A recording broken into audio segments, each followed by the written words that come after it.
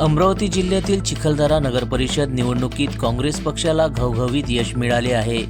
एकूण 20 जागांपैकी 12 जागांवर काँग्रेसचे उमेदवार विजयी झाले असून काँग्रेसचे शेख अब्दुल शेख हैदर हे नगराध्यक्षपदी निवडून आले आहेत। या विजयानंतर अमरावतीमध्ये काँग्रेस नेत्या यशोमती ठाकूर यांच्या निवासस्थानी चिखलदरा नगरपरिषदचे नवनिर्वाचित नगराध्यक्ष आणि नगरसेवकांचा सत्कार करण्यात आला। यावेळी काँग्रेसचे खासदार बळवंत वानखेडे उपस्थित होते। सत्कारानंतर यशोमती ठाकूर यांनी प्रसारमाध्यमांशी संवाद साधताना भाजपवर जोरदार टीका केली। आजही चिखलदऱ्यामध्ये गोंधळ घालण्याचा प्रयत्न केला जात असल्याचा आरोप त्यांनी केला।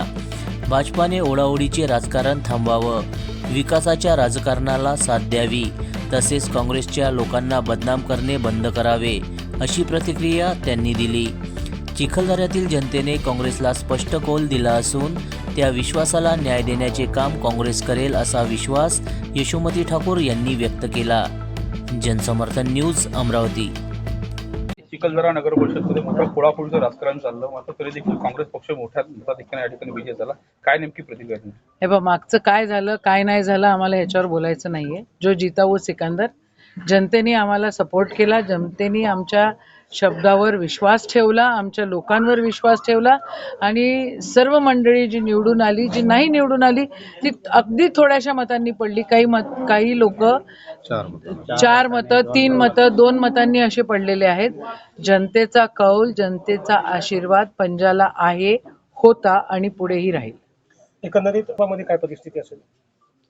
आम्ही अजून प्रयत्न करू, अजून जास्त मिळायला पाहिजे होते आम्हाला अपेक्षा अजून होती, पण अंजनगाव सुरजी सारखा जर प्रकरण भरपूर ठिकाणी जर झाले असतील आणि इथं मताची ओढाओढ झाली असेल, काही गोंधळ गडबड केली असेल, अंजनगाव सुरजीमध्ये तर त्यांनी बिलकुल हमखास गोंधळ घातला।